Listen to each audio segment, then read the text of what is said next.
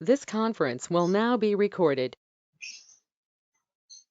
अद्य सोमवासरः अथवा इन्दुवासरः चैत्रकृष्ण त्रयोदशी दिनांक 17 अगस्त 2020 चरक सूत्रस्थान अध्याय 26 सूत्र 1 शंखं चक्रं जलौकान् दधतमृतघटं चारुदोर्तिष्ठतु सूक्ष्मस्वच्छातिहृद्यां शुकपरिविलसन् मौलिमम्भोजनेत्रं कालाम्भोदोज्ज्वलाङ्गं कटितटविलसच्चारुपीताम्बराढ्यं वन्दे धन्वन्तरिं तं निखिलगदवनप्रौढदावाग्निलीलम् प्रौढदावाग्निलीलम् ब्रह्मणो हि समारब्धा मात्रेयाद्येषु पूजिताम् अस्मदाचार्यपर्यन्तां वन्दे गुरुपरम्पराम् आयुर्वेदरतं वन्दे माधवाख्यं महावीरम् आयुर्वेदामृतं सर्वं शिष्येभ्यो यः प्रदत्तवान् द्रष्टाज्ञानी दुष्टकर्मा कृतकर्मा तथैव च अध्यापको विश्वश्रेष्ठो महान् संशोधकस्तथा गुणैरेतैः समुदितैः यत्कार्यं तनोति सः समृद्ध्यर्थं विकार्यस्य वयं न प्रयतामहे सरस्वत्यै नमो यस्याः प्रसादात् पुण्यकर्मभिः बुद्धितर्पणसङ्क्रान्तं जगदध्यक्षमीक्षते आत्रेयं प्रथमं वन्दे आयुर्वेदजगद्गुरुम् आयुर्वेदामृतं सर्वं गृहीत्वा हि सुरेश्वरात् अग्निवेशादिकेभ्यो यत् प्रयच्छत्नं सप्तमः प्रथमं तन्त्रकर्तारम् अग्निवेशं नमाम्यहम्।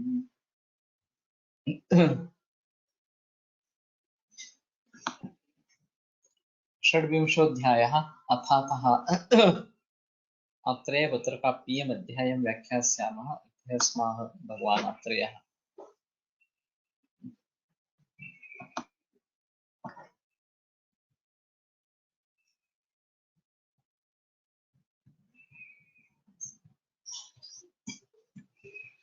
आत्रेयो भद्रकाप्यश्च शाकुन्तयस्तथैव च पूर्णाक्षश्चैव मौद्गल्यं हिरण्याक्षश्च कौशिकः यः कुमारशिरा नाम भरद्वाजस्य चानघः श्रीमान् वार्यो विदोश्चैव राजा मतिमतां वरः निमिश्च राजा वैदेहो बलिशश्च महामती काङ्कायनश्च बाल्लीकभिषजां वरः एते श्रुतवयो वृद्धाः जितात्मानो महर्षयः वने चैत्ररथे रम्ये समीयुर्विजिहीर्षवः तेषां तत्रोपविष्टानाम् इयम् अर्थवती कथा बहूव अर्थविदां सम्यक् रसाहारविनिष्टैः। तर्हि ऐतिहासिकदृष्ट्या एतेषां श्लोकानां महत्त्वं विद्यते। के ऋषयः तस्मिन् समये आसन् इत्येतद्विषये बहुषु स्थलेषु एतादृशी विद्वत्कथा अथवा सम्मीलनं वैद्यानाम् अभवत् इत्येतेषाः निर्देशाः ग्रन्थेषु तेषु दृश्यन्ते। तर्हि के ऋषयः तत्र आसन् इत्येतद्विषये इमानि सूत्राणि महत्वपूर्णानि। तो ऐतिहासिक दृष्टि से इसका इन श्लोकों का महत्व बहुत ज्यादा है। इनमें से किन्हीं के अगर ग्रंथ उपलब्ध है, हस्तलिखित भी उपलब्ध होंगे तो भी एक अच्छी चीज रहेगी। अभी भंडारकर इंस्टीट्यूट में कैटलॉग एक कहा जाता है कि कैटलॉग्स का कैटलॉग इस प्रकार का, उसमें मेडिकल मैन्युस्क्रिप्ट का एक कैटलॉग है और वो सिंगल लाइन कैटलॉग है, यानी कि सिर्फ ग्रंथ का नाम उसका अगर ग्रंथकर्ता पर मालूम हो तो उसके बारे में उसका नाम कितने पृष्ठ है उसमें, उस हस्तलिखित में, ये जानकारी, ये सिर्फ सिंगल लाइन जानकारी इस प्रकार की है और इसका कैटलॉग है। तो इतनी बड़ी संख्या में मैन्युस्क्रिप्ट्स है, संस्कृत वाले लोग इसको देखते नहीं कि उनको समझते ये टेक्निकल है, और आयुर्वेद वालों को तो हमारे मूल ग्रंथ के पढ़ने की भी पड़ी नहीं है, तो ये वो क्या हस्तक्षेप क्या कर देते इस प्रकार से। तो जो अनटच इस प्रकार का वाङ्मय है जिसको कभी किसी ने देखा नहीं है, ऐसा बहुत सारा वाङ्मय हस्तलिखित के स्वरूप में पड़ा हुआ है। तो शायद ये बात बन सकती है कि उसमें से कुछ इस प्रकार का निकले कि जिसके आधार पर हम कुछ कर सकें। यशस्वी जोशी मेरी छात्र रही है, उसने बावर स्माइल्स के ऊपर काम किया है भांडारकर इंस्टीट्यूट से। तो एक चिकित्सा का इस प्रकार का मैन्युस्क्रिप्ट है। लेकिन जितने भी इस प्रकार के मैन्युस्क्रिप्ट्स हो गए, माधव चिकित्सक भी एक मैन्युस्क्रिप्ट उपलब्ध है। माधव दीदान हम सब जानते हैं, लेकिन माधव चिकित्सक के बारे में कोई जानता नहीं है। तो श्रीरंग गलगली ने उसके ऊपर काम किया था। तो ये कुछ चंद नमूने हैं कि मैन्युस्क्रिप्ट्स के बारे में कुछ थोड़ा काम हुआ है, लेकिन ज्यादातर काम इसमें नहीं हुआ है। और जो अप्रकाशित इस प्रकार के रहे हैं उनको प्रकाशित करना, और अगर उनमें कुछ उपयुक्त अंश हम पाते हैं तो उसके बारे में विचार करना। रसवैशेषिक सूत्र ये एक ऐसा ही मैन्युस्क्रिप्ट है जो उपलब्ध है, लिस्ट है। तो उसके बारे में काम करना वास्तविक में जरूरी इस प्रकार का है। तो ये बहुत सारे एते श्रुत वयोवृद्धा जितात्मानो महर्षय, श्रुत वृद्ध और वयोवृद्ध दोनों थे। तो ज्ञान भी अच्छा था और उम्र भी ज्यादा थी। जितात्माना वने चैत्र रथे रम्ये समीयुर विजिहीर्षवः।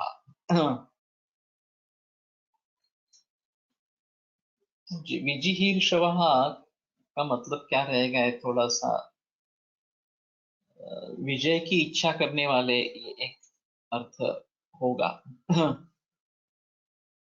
और लेकिन किस प्रकार की विजय की इच्छा, ये शायद चक्रपाणि दत्त ने अगर कुछ किया है स्पष्टीकरण तो देखते हैं।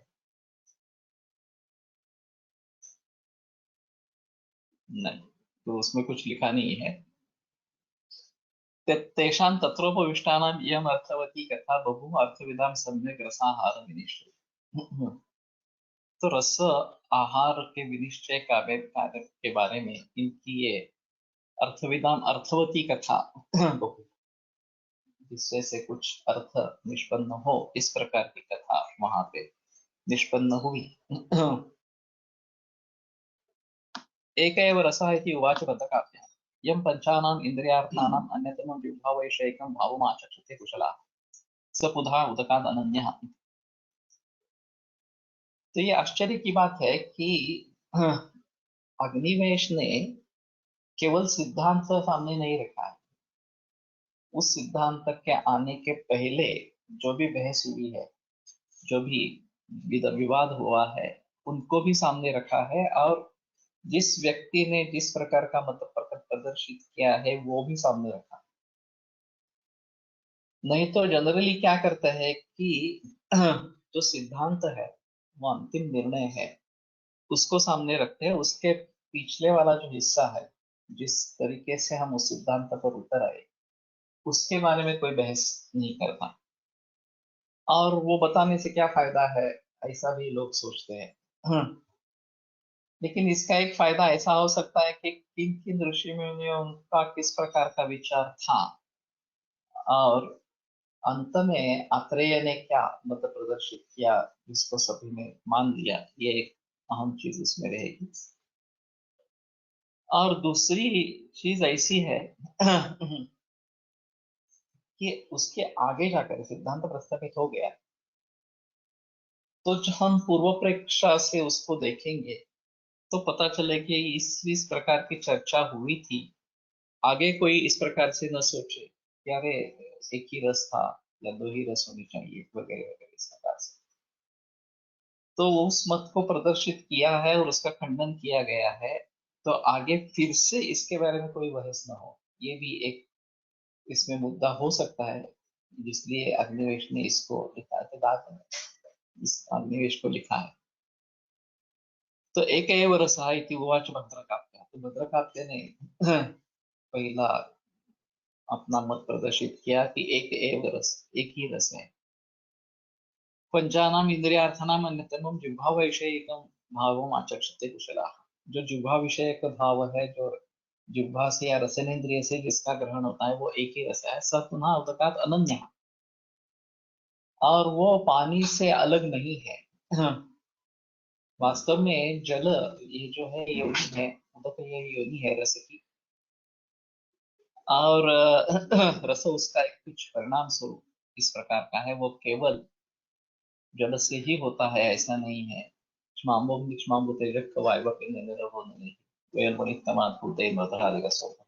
तो बाकी महाभूत भी उसमें हिस्सा लेते हैं। लेकिन ये मत उसने प्रदर्शित किया। इसके पहले ऐसा कुछ बताया नहीं गया कि ये रस के बारे में चर्चा हुई। रस और आहार विनिश्चय के बारे में हाँ, हर एक को कहा गया कि तुम अपना अपना मत प्रदर्शित करो इस प्रकार से। द्वौ रसौ इति शाकुन्तयो ब्राह्मणः छेदनीयः उपशमनीयश्च। तो छेदनीय और उपशमनीय ये दो रस है, ये शाकुंतय ब्राह्मण इसका मत है। तो वास्तव में छेदनीय और उपशमनीय आगे आत्रेय ने इसका खंडन किया है कि ये कर्म है, ये तो रस नहीं है। और गुण और कर्म में भेद है, इतना भी ज्ञान नहीं था ऐसा लगता है। और फिर भी ये महर्षि इस प्रकार के बताए गए हैं, ये थोड़ा अजीब है। भारद्वाज ऋषीने इंद्राकडून आयुर्वेद जसा आहे तसा ग्रहण करून सर्व ऋषींना सांगितला, मग पुन्हा असे काही तत्व निश्चित करण्यासाठी अशा बैठका का बरे घ्याव्या लागल्या असाव्या। हम्म.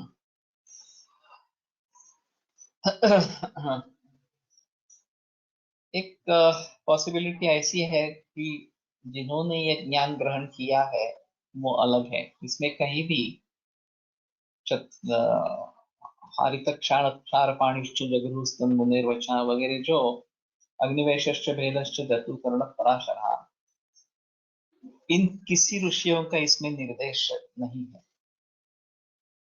तो संभवतः ये बाकी ऋषि है और जिनको मूल रूप से आयुर्वेद मिला नहीं है, जो कि ब्रह्मा से लेकर भरद्वाज तक आया था।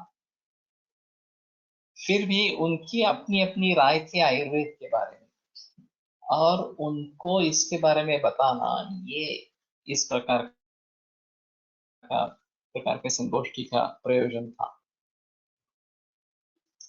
वैसे देखा जाए तो अभी के बीए में अभ्यासक्रम या फिर एमडी पीएचडी आयुर्वेद में जो लोग करते हैं, उनको ये मालूम होना जरूरी है कि आयुर्वेद के इतने इतने ग्रंथ हैं और ये सब हमें पढ़ने हैं वगैरह वगैरह इस प्रकार से। लेकिन फिलहाल अगर इस प्रकार की संगोष्ठी होती है पूरे देश भर के लिए या विश्व भर के लिए, तो यही माहौल दिखाई देगा। किसी को कुछ पता नहीं है, किसी ने कुछ पढ़ा नहीं है इस प्रकार से। तो बेर मिनिमम अंडरस्टैंडिंग होना जरूरी है कि जो मूल ग्रंथ है उसको पढ़ लिया है, उसको समझ लिया है भली भांति, और उसका प्रयोग कैसे करना है इसके बारे में भी जानकारी है, तो दिक्कत नहीं आएगी।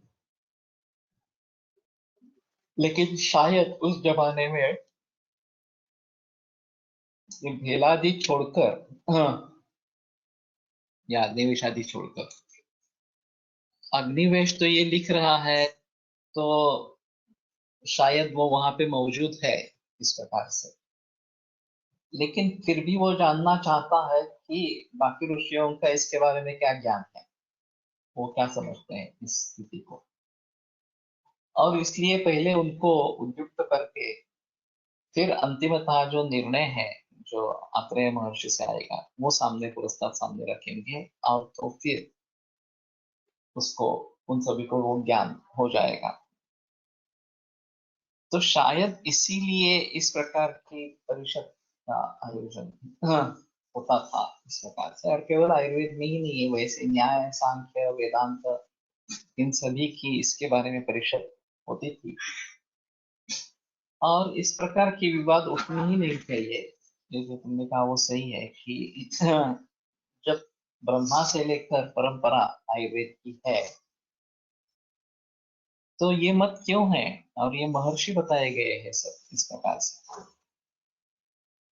तो मुझे लगता है कि इस परंपरा से अलग कुछ ज्ञान या अज्ञान या मिथ्या ज्ञान समाज में फैला हुआ इस प्रकार का है, और वो क्या है वो जान लेना भी जरूरी है, समझ लेना भी जरूरी है। इसलिए ये शायद इस प्रकार की परिसंवाद होते रहते हैं। त्रयोरसा इति पूर्णाक्षो मौद्गल्यः छेदनीय उपशयनीय उपशमनीय साधारणा। तो उसमें उसी को आगे बढ़ाते हुए उसमें उपशमनीय इस प्रकार का डाल दिया। चत्वारो रसा इति हिरण्याक्षः कौशिकः स्वादुर्हितश्च स्वादुरहितश्च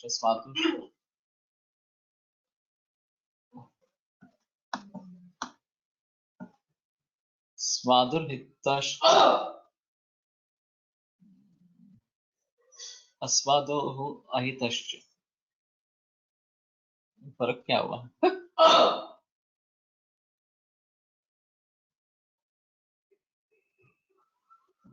अस्वादुर्हितश्च अस्वादुः अहितश्च। तो दूसरे में उपसर्ग लगाया है। तो स्वादु और हित, स्वादु और अहित, अस्वादु हित अस्वादु अहित, इस प्रकार के चार भेद उन्होंने बताए। तो ये हिताहित जो है वो एक्चुअली रस नहीं है, वो उसका परिणाम इस प्रकार का है। पंचरसा इति कुमार शिरा भरद्वाजा भौम औदक आग्नेय वायव्य अंतरिक्षा।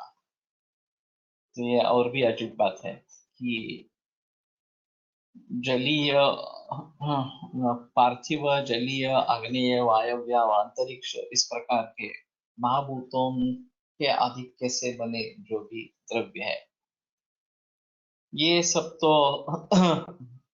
द्रव्य है, ये तो गुण है नहीं इस प्रकार से। षड्रसा इति वार्यो विदो राजर्षि गुरु लघु शीत उष्ण स्निग्ध रूषा। तो रस को छोड़कर बाकी गुण इसमें ले लिए, ये षड्रस है। सप्तरसा इति निविर्वैदेहः मधुराम्ल लवण कटु तिक्त कषाय क्षाराः। तो ये पहली बार 6 रसों का वर्णन इसमें आया, और लेकिन उसमें क्षार भी जोड़ दिया, क्षार को भी जोड़ दिया। अष्टौ रसा इति बडिशोधामार्गवः मधुराम्ल लवण कटु तिक्त कषाय क्षार अव्यक्ता। तो इसमें और अव्यक्त को भी जोड़ लिया। अपरिसंख्येया रसा इति कांकायन्नो बाल्हिक विषक आश्रय गुण कर्म संस्वाद विशेषाणाम अपरिसंख्येयत्वात्। तो रस अपरिसंख्येय है, ये कांकायन जो बाल्हिक विषक इस प्रकार का है, बाल्हिक देश का विषक है, क्योंकि उसके जो आश्रय है गुण कर्म स्वाद विशेष अपरिसंख्येय होने के वजह से रस भी अपरिसंख्येय है, इसका ऐसा उसका कहना है। वास्तव में इसमें एक भी मत योग्य नहीं है, सभी मत में कुछ ना कुछ गलतियां हैं। सप्तरस ये जो बताए गए उसमें 6 रस बराबर है, लेकिन एक क्षार को उसने डाल दिया। और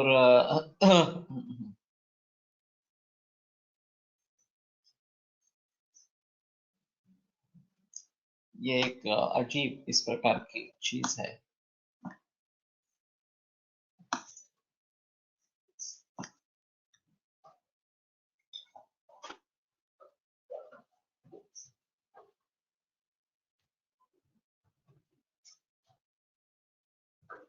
तो आत्रेय ने उसके बारे में समाधान किया कि षडैव रसाः, 6 ही रस है। इति उवाच भगवान आत्रेयः पुनरप्सु मधुर अम्ल लवण कटु तिक्त कषायाः। तो जो हमारा सिद्धांत है, निर्णय जो है वो आत्रेय ने दे दिया। तेषां षण्णां रसानां योनिः उदकम्। तो उदक उसकी योनि है इन 6 रसों की। छेदनोपशमने द्वे कर्मणि, छेदन और उपशमन ये रसनी ये कर्म है, तयोः मिश्री भावात् साधारणत्वम्।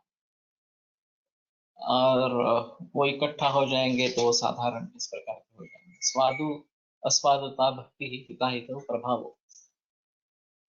तो किसी को पसंद होना और किसी को पसंद नहीं होना, ये जो है ये स्वादु अस्वादु ये भक्ति है। और हित हित हित अहित प्रभाव, इत और अहित ये प्रभाव इस प्रकार के हैं। पंचमहाभूत विकारास्तु आश्रयाः। पंचमहाभूत विकार ये जो है वो आश्रय इस प्रकार के हैं इन रसों के। प्रकृति विकृति विचार देश कालवशाः। और ये प्रकृति विकृति विचार देश काल इनके अधीन इस प्रकार के हैं। तो जिस प्रकार की प्रकृति होगी उसमें अगर विकृति निर्माण हो जाती है तो उसके बारे में अलग से इस प्रकार से सोचना है।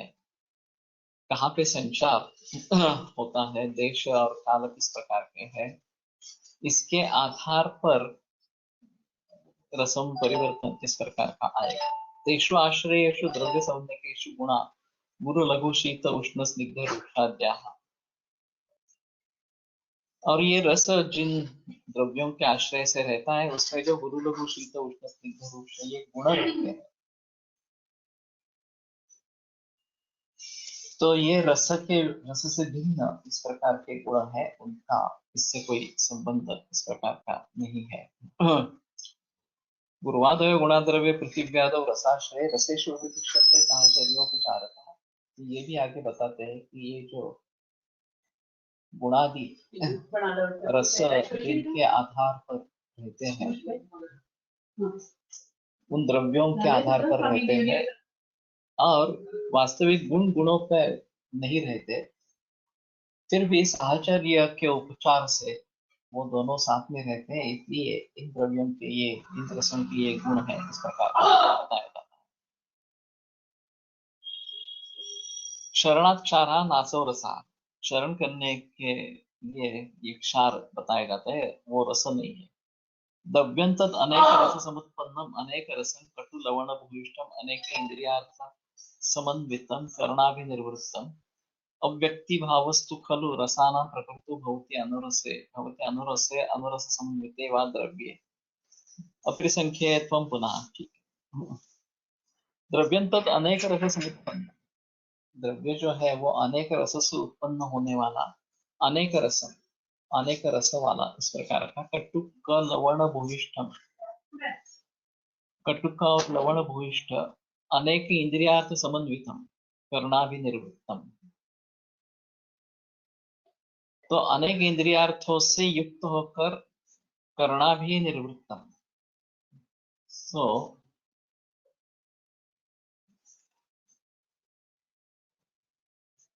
कर्णाभिनिर्वृत्तम,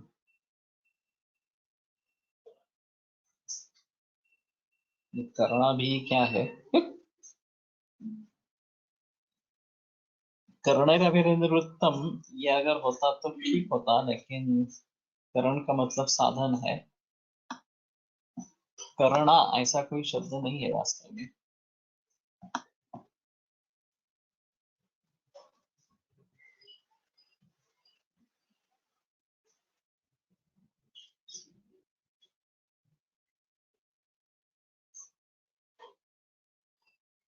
विचारणा विचारो द्रव्यांतर संयोग इत्यर्थः। तेन विचारणा वशम यथा मधुसुकृष्ण संयुक्त विषम।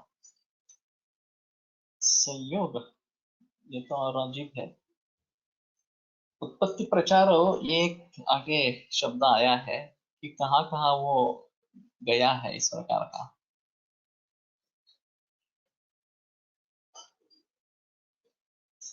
तत्र शरीरावेदातनां देशेन ग्रहणं मात्रा विचारे प्रविशति शेषं स्वभावे।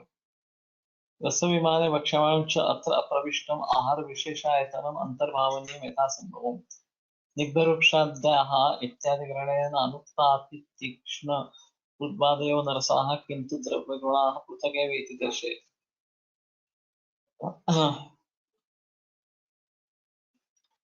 आगे जाकर देखते हैं अगर कुछ है तो उसमें।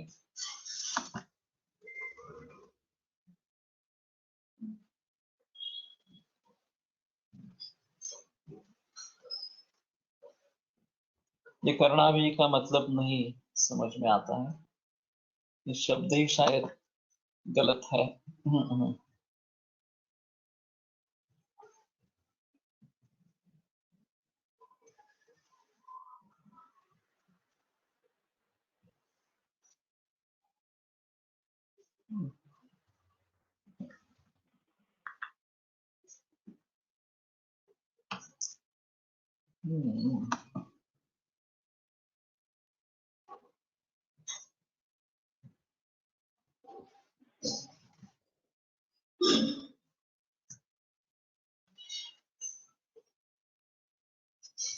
नहीं तो कर्ण अभिनिर्वृत्तम इस प्रकार से लेंगे, तो कर्ण ही अभिनिर्वृत्तम कर्णाभिनिर्वृत्तम इस प्रकार का कर्णों से या साधनों से जो उत्पन्न हुआ है इस प्रकार का अर्थ ले लेंगे। ठीक है।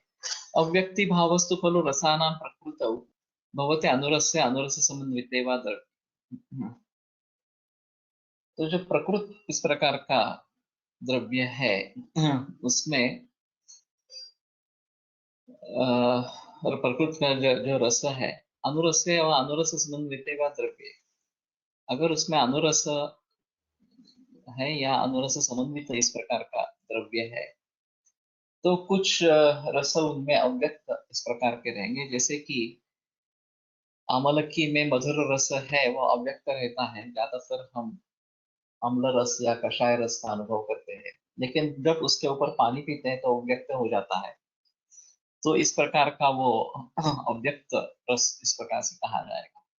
अपरिसंख्येयत्वं पुनः तेषाम् आशयादीनां भावानां विशेष अपरिसंख्येयत्वान्न युक्तम् एकैकोऽपि हि येषाम् आशयादीनां भावानां विशेषान् आश्रयते विशेषापरिसंख्येयत्वात् न च तस्मात् अन्यत्वम् उपपद्यते। परस्पर संसृष्ट भूयिष्ठत्वान् न च येषाम् अभिनिर्वृत्तेर्गुणप्रकृतीनाम् अपरिसंख्येयत्वं भवति तस्मात् न संसृष्टानां रसानां कर्मोपदिशन्ति बुद्धिमन्तः। तो ये रस अपरिसंख्येय है, ये अपरिसंख्येय है, ये भी जो मत प्रदर्शित किया गया उसका भी खंडन यहाँ पे किया गया है। अपरिसंख्येयत्वं पुनः तेषाम् आश्रयादीनां भावानां विशेष अपरिसंख्येयत्वान् न युक्तम्। तो उनके जो आश्रय वगैरह जो भाव है उनके विशेष अपरिसंख्येय होने के कारण रस भी अपरिसंख्येय है, ये जो बताया गया है वो गलत इस प्रकार का है। एकैकोऽपि येषाम् आश्रयादीनां भावानां विशेषान् आश्रयते विशेषापरिसंख्येयत्वात्। इसमें से एक एक जो रस है मधुरम दलम वगैरह उनके जो आश्रयादि भाव है उनके विशेष को वो आश्रय करता है या उनके ऊपर रहता है विशेष अपरिसंख्येयत्वात्, और विशेष अपरिसंख्येय इस प्रकार के होंगे। तो एक ही मधुर रस अनेक मधुर द्रव्यों में स्थित इस प्रकार का रहेगा और उसकी हर एक की अलग अलग विशेषता होगी, फिर भी उसको मधुर रस ही कहलाया जाएगा और रसों के 6 ही भेद रहेंगे। ये मधुर है, मधुरतर है, मधुरतम है, मधुर इससे जुड़ा है, मधुर उससे जुड़ा है, इस प्रकार की जो बातें हैं उससे षड्रसी है इसको क्षति नहीं पहुंचती, ये उसका कहने का मतलब है। न च तस्मात् अन्यत्वमुपपद्यते परस्पर संसृष्ट भूयिष्ठत्वान् न च येषाम् अभिनिर्वृत्तेर्गुणप्रकृतीनाम् अपरिसंख्येयत्वं भवति। तो उसके जरिए उसमें अन्यत्व नहीं होता, वो मधुर ही कहलाएगा इस प्रकार का। परस्पर संसृष्ट भूयिष्ठत्वात्, और एक में से एक दूसरे से संयोग होने के कारण वही भूयिष्ठ इस प्रकार के होने के कारण च येषाम् अभिनिर्वृत्तेः गुणप्रकृतीनाम् अपरिसंख्येयत्वं भवति न च येषाम्। तो इनका जो व्यक्ति भाव होता है तो उनके गुण प्रकृति के बारे में अपरिसंख्येयत्व नहीं होता है, ऐसा कहना है। तस्मात् न संसृष्टानां रसानां कर्म उपदिशन्ति बुद्धिमन्तः, और इसलिए संसृष्ट रसों का कर्म नहीं बताते हैं। हर रस का अलग अलग कर्म इस प्रकार के बताएंगे। आपको अगर संश्लिष्ट रस है तो उन रसों के गुण कर्मों का मेलन करो तो तुम्हें संसर्ग के जो गुण धर्म है वो तुम पा सकते हो, इस प्रकार का रहेगा। तच्चैव कारणम अपेक्षमाणाः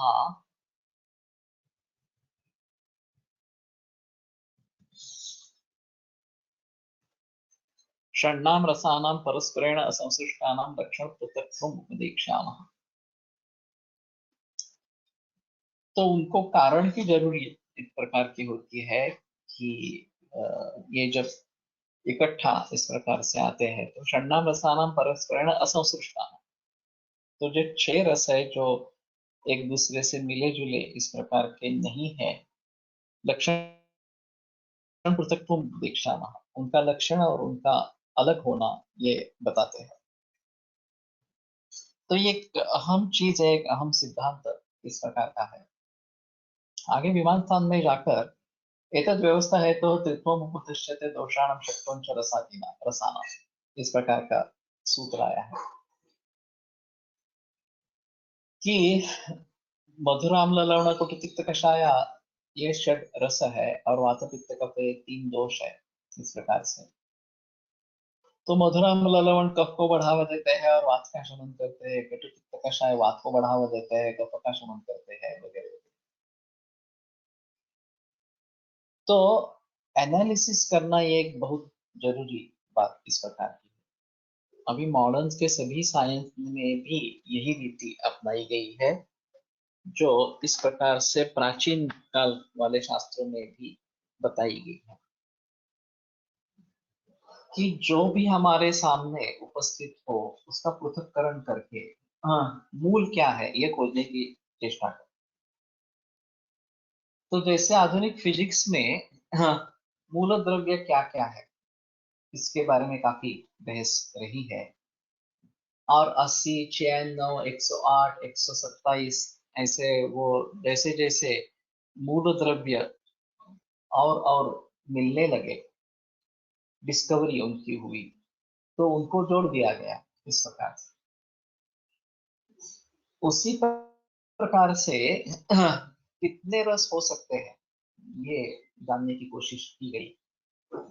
हमारे सामने जो द्रव्य है वर्ग संयोग इस प्रकार के द्रव्य है, एक एक रस का इस प्रकार का उदाहरण थोड़ा है, लेकिन वही सिर्फ सत्य है ऐसा नहीं है। तस्मात् नैकरसं द्रव्यं भूत संघात संभवात्, भूत संघात का संभव होने के कारण एक रस द्रव्य नहीं है, इसमें बाकी भी रस इस प्रकार के है।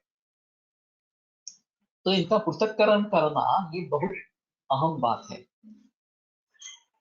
तो एक शास्त्र के हैसियत से अगर हम इसको देखेंगे, अभी हुआ है ऐसे कि आयुर्वेद में जो इस प्रकार का रस विचार आया है उसके बारे में आधुनिक वैज्ञानिक को या किसी आधुनिक साइंटिस्ट को कुछ भी पता नहीं।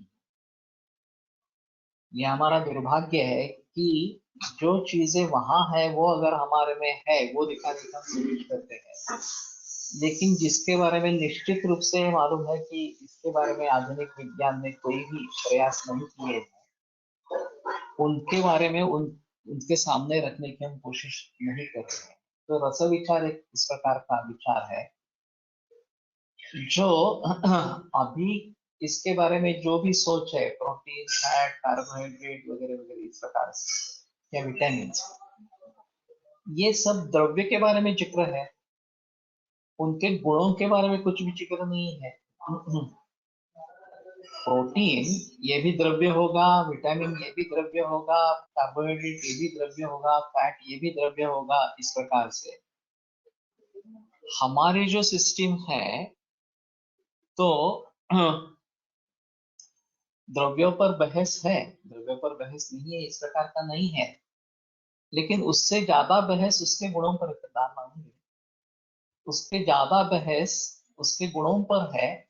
और गुणों में दो है, एक रस और रसेतर इस प्रकार के गुण है।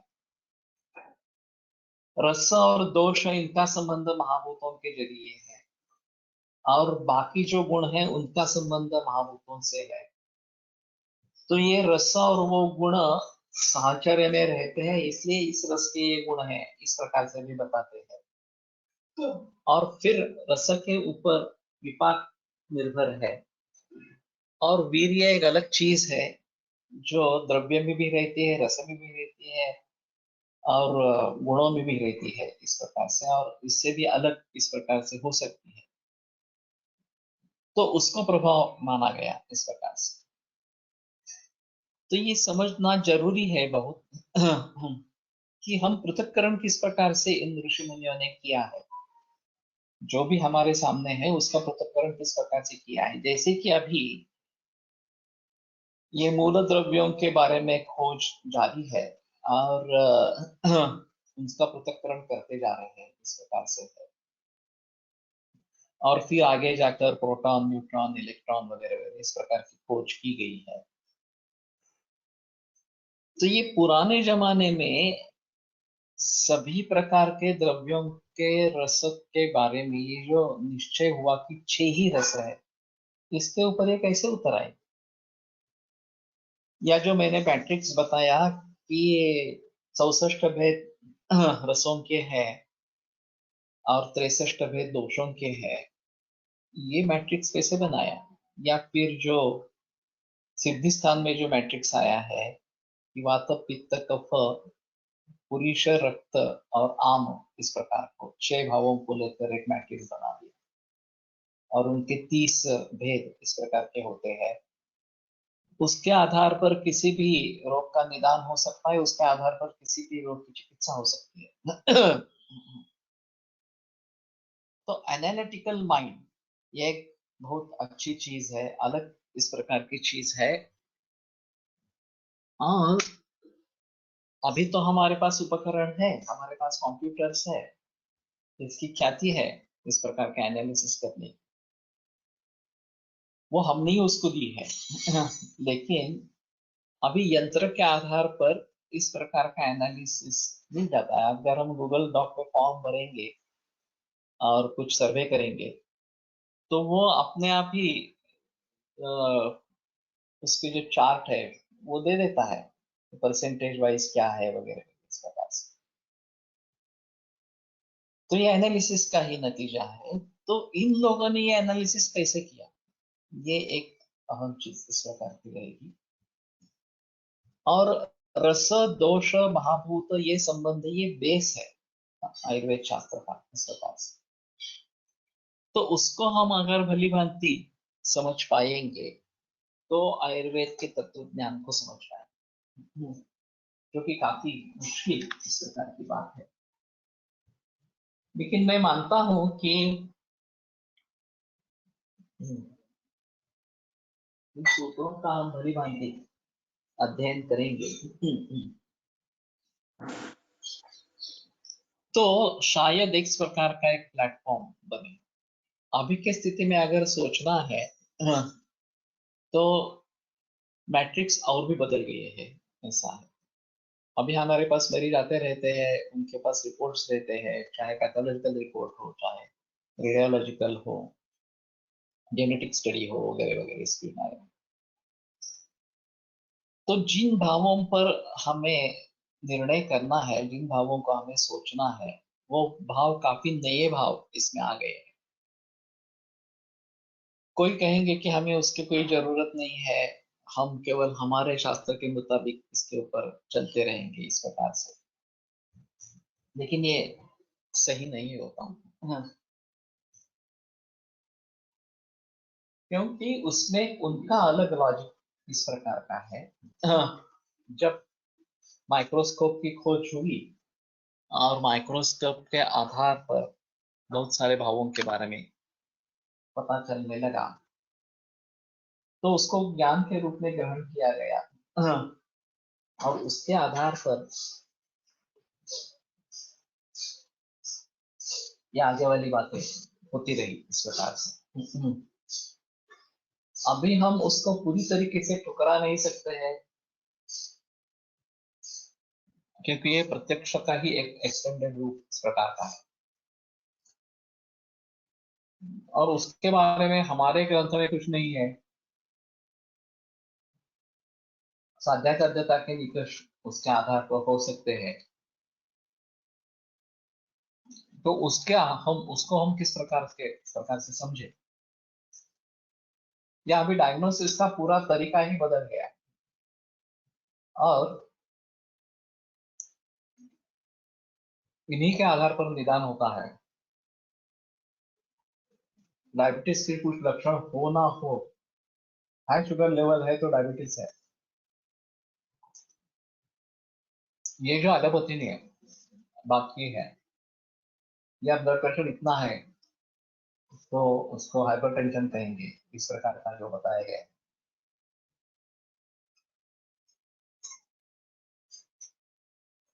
तो हमें उसके बारे में सोचना है, उसका हम अगर एनालिसिस करेंगे कि पहले जमाने में दोष कौन से है, धातु किस प्रकार से इन्वॉल्व हुए हैं, और कौन कौन से कारण है, आहार हो, विहार हो, मानसवा हो, काल हो, वगैरह वगैरह, उन सभी के बारे में सोचना ये हमारे लिए अनिवार्य है, इस प्रकार का था। अभी तो इन सभी भावों के बारे में सोचना है ही, उसमें कोई संदेह नहीं है, वो तो सोचना ही पड़ेगा। लेकिन खेती में आमूलाग्र परिवर्तन आ गया, नैसर्गिक खेती चली गई और ये विषय युक्त खेती होने लगी। इलेक्ट्रॉनिक मीडिया का वापर और इस्तेमाल बहुत बढ़ गया है, तो उसके जरिए क्या क्या हो रहा है उसके बारे में हमें कुछ पता नहीं है इस प्रकार से। खास करके जो रेडिएशन है, कंप्यूटर के जरिए हो, मोबाइल के जरिए हो, वगैरह, इसके बारे में। तो ये सभी भाव भी अभी अभी इसमें शामिल हो गए हैं। स्वास्थ्य और रोग के बारे में सोचने के लिए केवल जो पारंपरिक भाव है उन्हीं को हमें नहीं सोचना है। ये पूरे बेकरी प्रोडक्ट्स आ गए, या फिर बहुत सारे विदेशी पदार्थ इसमें आ गए, तो अभी का मैट्रिक्स कुछ अलग ही होगा। इन सभी के बारे में एनालिसिस करना, उनके बारे में सोच लेना, ये एक अलग चीज है। और ये काफी डिफिकल्ट है, काफी सोचने में कठिन है। लेकिन हम समझते हुए न समझते हुए इनका इस्तेमाल कर रहे हैं इंसान, कि इसमें फ्रैक्चर दिख रहा है तो हमें भरने की चिकित्सा करनी है। इसमें हाई शुगर लेवल है, ब्लड प्रेशर है, तो उसके बारे में मुझे कुछ सोचना है और उस हिसाब से कुछ दवाइयां देनी है, इस प्रकार से। तो ऐसा नहीं है कि हम उसके बारे में बिल्कुल सोचते ही नहीं है, इस प्रकार से। और हमारा जो ज्ञान है वो भी हमें पूरी तरीके से है, ये भी नहीं है। सभी ग्रंथों का ज्ञान होना, उसकी उपस्थिति होना, ये अनिवार्य है। और कहाँ है हम इस समय में? कुछ ही चंद लोग इस प्रकार के होंगे जो मूल ग्रंथों से परिचित होंगे, और मूल ग्रंथों का जो ज्ञान है उसके बारे में उन्हें पता चलेगा। फिर भी ये समझने में काफी मुश्किल है कि षट्व ऑफ रस, 6 ही रस है और 3 ही दोष है, और फिर उसका संसर्ग विस्तार विकल्प जो है वो अपरिसंख्य इस प्रकार का होगा, लेकिन मूल 6 ही है, मूल 3 ही है। इस नतीजे पर जो पहुंचे हैं वो किस तरीके से पहुंचे, किस प्रकार से एनालिसिस किया वो, तो ये अगर जान लेंगे तो अभी की स्थिति में कौन से भाव हमें सोचने हैं और उसके आधार पर निर्णय कैसे करना है, ये एक अहम चीज इसमें रहेगी। और मैं समझता हूँ ये काफी मुश्किल काम है। ज्यादातर लोगों ने इसके बारे में कुछ विचार नहीं किया है। सिर्फ जो परंपरा से हमारे गुरु से हमने जो सीखा उसके आधार पर निदान करेंगे, इन भावों को हमें समझना है, उन भावों को समझ लेंगे और उसके आधार पर चिकित्सा दे देंगे। मूल रूप से शास्त्रों को समझना और अभी की हालत में ये सब बातें समझना, जबकि मॉडर्न मेडिसिन के जरिए बहुत सारे इन्वेस्टिगेशंस इसमें घुस गए हैं, और मरीज तो सिर्फ इन्वेस्टिगेशन ही लेके आते हैं। अभी ऑनलाइन कंसल्टेशन काफी बढ़ गए हैं, तो लोग रिपोर्ट्स भेज देते हैं, 8, 10, 20 जितने भी रिपोर्ट्स है वो सब भेज देते हैं, और फिर पूछते हैं कि इसके लिए दवा दे दो। तो मैं उनको कहता हूँ कि ये हमारा लाइफस्टाइल का फॉर्म है, उभर के भेजो, और इसके बारे में कैसे हुआ, क्या हुआ, शुरुआत में लक्षण क्या हुए वगैरह के बारे में, इन्वेस्टिगेशंस क्या हुई, क्या क्या ट्रीटमेंट ली है आज तक, ये सभी के बारे में बता दो। तो एक व्यक्ति ने जवाब दिया, आपका फॉर्म बहुत ही लंबा है, इस सब की जरूरत है क्या? तो मैंने कहा कि हाँ जरूरत है, उसके बगैर आगे तो नहीं हो सकता। तो लोग ये भूल रहे हैं कि केवल इस प्रकार के मॉडर्न इन्वेस्टिगेशंस पर निदान नहीं होता, निदान निदान पंचक से होता है, कारणों से भी बहुत ज्यादा ताल्लुक है। और एलोपैथी कारणों को ढूंढती नहीं है, तो वो समझते हैं कि कारणों को ढूंढने की आवश्यकता ही नहीं रहती। और कैसे हुआ, शुरू में क्या लक्षण हुए, किस लिए डॉक्टर के पास गए, ये बताती ही नहीं है। और फिर पूछने पूछने पर कुछ लोग बताते हैं, हाँ शुरू में ऐसा हुआ था, वजन कम हो रहा था, शक्ति बढ़ रही थी, इसलिए डॉक्टर के पास गए। तो ठीक है, कुछ ना कुछ तो लक्षण मिला। कई जगह ऐसा भी होता है, खास करके अभी इंश्योरेंस जब लिया जाता है, तो इंश्योरेंस में पता चला कि हाई शुगर लेवल है, तो डायबिटीज का जब शुरू हुआ और डायबिटीज की दवाएं शुरू, उसमें पता चला कि हाइपरटेंशन है, उसलिए उसकी दवा चल रही। या और उसमें पता चला कि कोलेस्ट्रॉल ज्यादा हाई है, तो उसकी दवा शुरू हो गई। लक्षण कुछ भी नहीं थे, केवल इंश्योरेंस कराने के लिए गए थे, उसमें ये सब दिखाई दिया, तो उसके आधार पर एलोपैथी का निदान हो गया और उसकी दवाइयां शुरू हो गई। तो इसके बारे में अब कैसे सोचेंगे, जिनके कुछ भी लक्षण नहीं है उनके बारे में हम कैसे सोचेंगे? तो मेरे ख्याल में अभी सिर्फ आयुर्वेद की दृष्टि से विचार करना पर्याप्त नहीं होगा, इन सभी भावों को भी ध्यान में रखना पड़ेगा। और वैद्यों के ऊपर ये ज्यादा जिम्मेदारी है कि उनको एलोपैथी के बारे में भी कुछ ना कुछ मालूम होना चाहिए, कम से कम। अगर अत्येक अवस्था आ सकती है या कुछ गंभीर है इसमें, तो उसके बारे में तो पता लगना चाहिए कि ये गंभीर चीज हो सकती है, और शायद उसके बारे में मरीज को बता देना, जागरूक करना, ये आवश्यक रहेगा। नहीं तो आगे चल के क्या होगा कि हम दवा देंगे, उसका नतीजा नहीं आएगा, और अगर पेशेंट बिगड़ता गया, तो फिर बोलेंगे आपने बताया नहीं कि ये इतनी गंभीर अवस्था है, हम पहले से ही कुछ एलोपैथी में कर लेते इस प्रकार से। तो इसके बारे में भी हमें सजग इस प्रकार का रहना पड़ेगा। और इस प्रकार से करके क्या हम भली भांति चिकित्सा निदान या चिकित्सा कर पाएंगे, नहीं पाएंगे, इसके बारे में कहना मुश्किल है। जब हम इन सभी भावों को प्राचीन पद्धति से देखेंगे, अभी इंटीग्रेशन का माहौल चलता है, तो एलोपैथिक डायग्नोसिस आयुर्वेदिक ट्रीटमेंट, ये नट कुछ अलग, बोल्ट कुछ अलग, इस प्रकार का चलता है, वो हमारे हिसाब में कारीगर नहीं है। हमारा खुद का निदान होना चाहिए आयुर्वेद का। चाहे आप किसी रोग का नाम ले सकते हो तो रोग का नाम ले लो, अगर नहीं हो सकता है तो विकार नाम औषधो निर्यात सैव कुपितो दशा समुत्थान विशेष स्थानांतराणे चित्प्राप्ते विकारान् कुरुते बहून्। तस्मात् विकार प्रकृति अधिष्ठानांतराणि च बुद्ध्वा हेतु विशेषांश शीघ्रं कुर्यात् उपक्रमः। तो विकार की जो प्रकृति है, विकार का जो नेचर है, उसको समझ लो,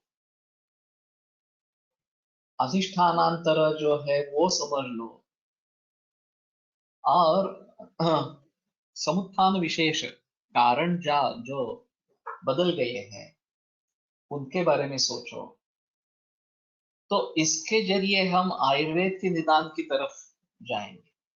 तो हमारे इसमें अग्नि अग्नि की स्थिति ऐसी है, दोष इतने बड़े हैं, ये दोष बड़े हैं, ये दूसरे इन्वॉल्व हो गए हैं, शरीर की ताकत इतनी कम है, बल कम है, वगैरह वगैरह, या मानसिक स्थिति अच्छी नहीं है, मानसिक बल कम है।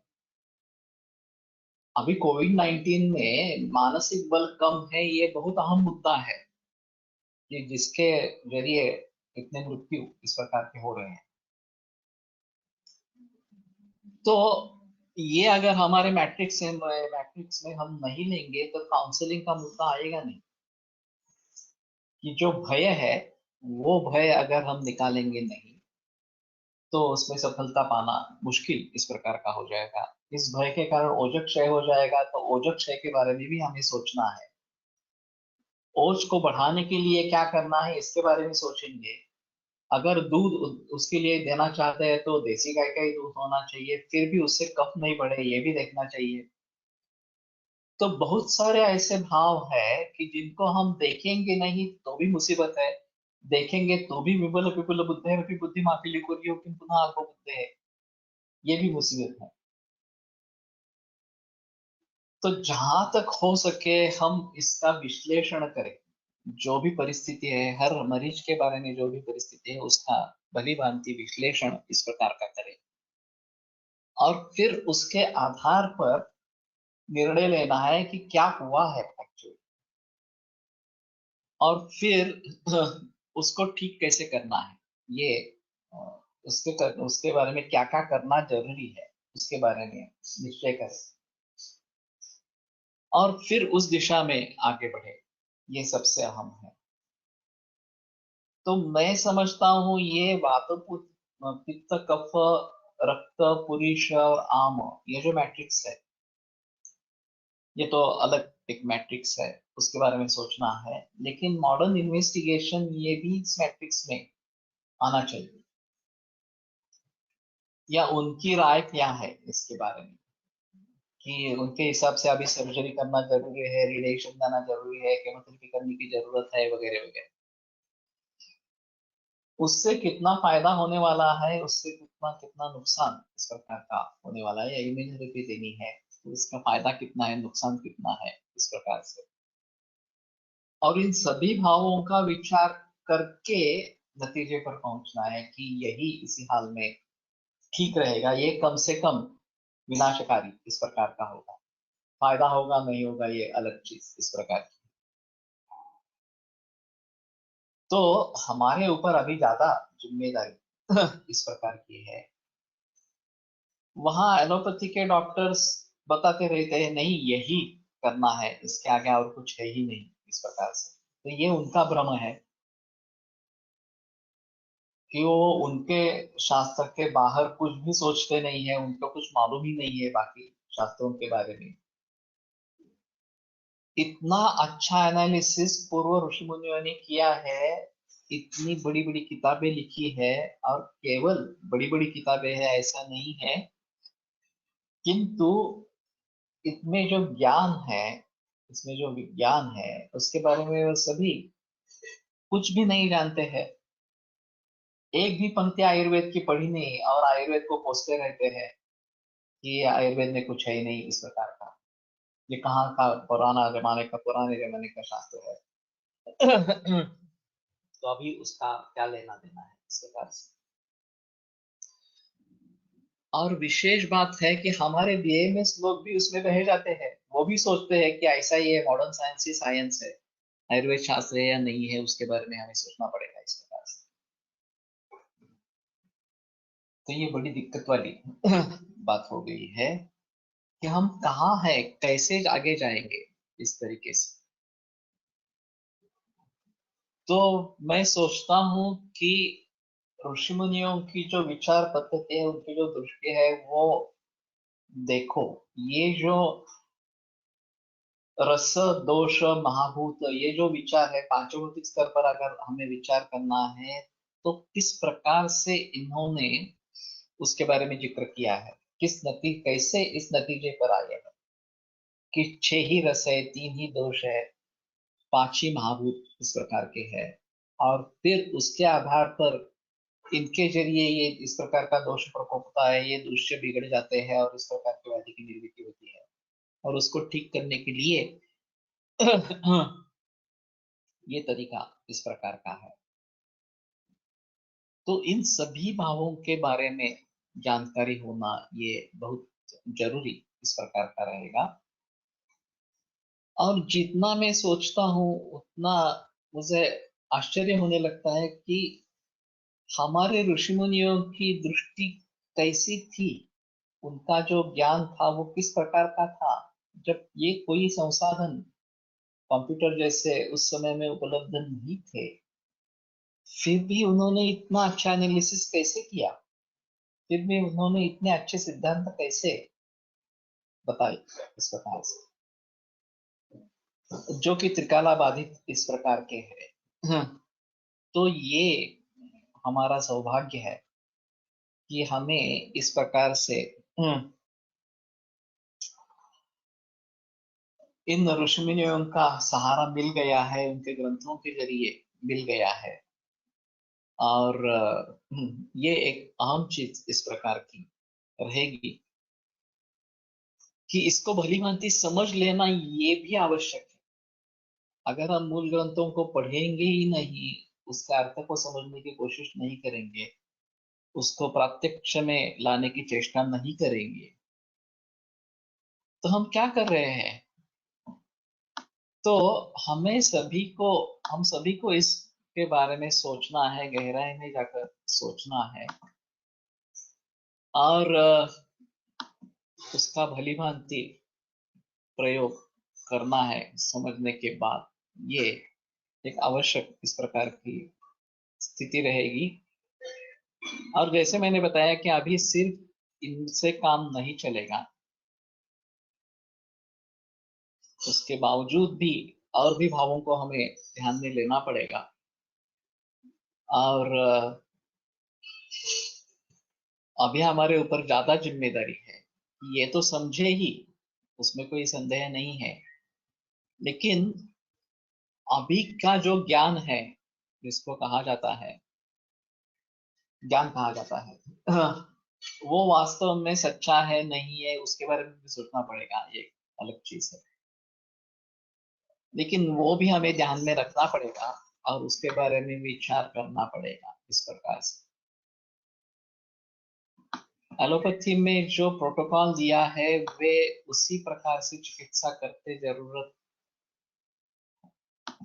है या न हो। अभी कोविड के रुग्ण को ज्वर ना भी हो तो भी HCQ देना ही है, लेकिन हमारी चिकित्सा ऐसी नहीं। ये तो सही है, लेकिन उनके जो प्रोटोकॉल बने हैं वो उसके जो अनुभव है उसके आधार पर बने हैं, ये एक चीज है। और इसमें फार्मेसी का रोल अहम है। अभी allopathy is driven by pharmacy and technology, ऐसा है। और जो भी संशोधन उसमें आ रहा है वो फार्मेसी से जुड़ा या टेक्नोलॉजी से जुड़ा इस प्रकार का है, उसमें मानव के कल्याण की बात नहीं है। और वो समझते हैं कि दूसरी कोई चीज है ही नहीं संसार में जो एलोपैथी को इसके बारे में बताए, लोगों को इसके बारे में बताए। और आयुर्वेद वगैरह है तो भी वो अल्टरनेटिव है, इस प्रकार से बताते रहते हैं। तो इन सभी के बारे में हमें सोचना पड़ेगा। और फिलहाल प्रैक्टिस करना काफी डिफिकल्ट इस प्रकार का हो गया है। तो ठीक है, आगे इसको लेकर कल चलेंगे। कल का लेक्चर तो होगा, परसों अमावस्या है तो परसों का लेक्चर नहीं होगा, बुधवार का। और वैसे भी शनिवार को गणेश चतुर्थी है तो उस दिन भी बंद रहेगा। तो कल चरक को ही आगे बढ़ाएंगे और गुरुवार शुक्रवार को सहस्त्र योग को आगे बढ़ाएंगे। और फिर सोमवार से फिर से आगे बढ़ेंगे। तो यहीं पे रुकते हैं और कल बोलेंगे। आयुर्वेद प्रकांडो निगदितैः हि शल्यतंत्र प्रधानः शिष्येभ्यः शाश्वतोऽयं निखिलजनकृपा व्याप्तचित्तेन येन आयुर्वेदस्य वाञ्छन् पुनरपि भुवने तां च सुष्ठु प्रतिष्ठां श्रेष्ठं धन्वन्तरिं तं प्रणमति च सदा वैद्यवर्गो हि नूनं वैद्यवर्गो हि नूनं विरम्यते व्याख्यानव्यपारात् श्वः पुनरपि